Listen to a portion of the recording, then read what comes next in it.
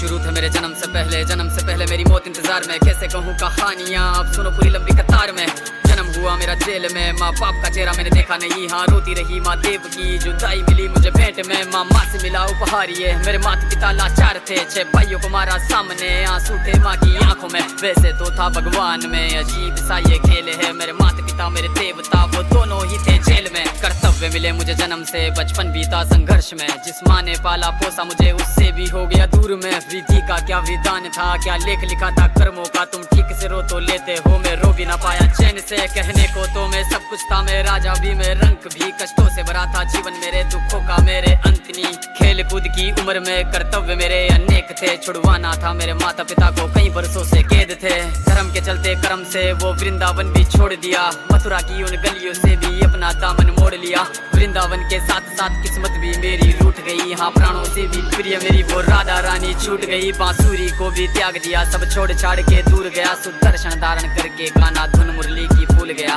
धर्म बचाने की खातिर अब हस्तिनापुर को चला गया। मैं माखन चोरी करता था, कभी न्यायाधीश अब बन गया। समय का चक्र अजीब था, मैं जीत के भी हार गया। धर्म बचाने वाले को दुनिया ने कपटी बता दिया।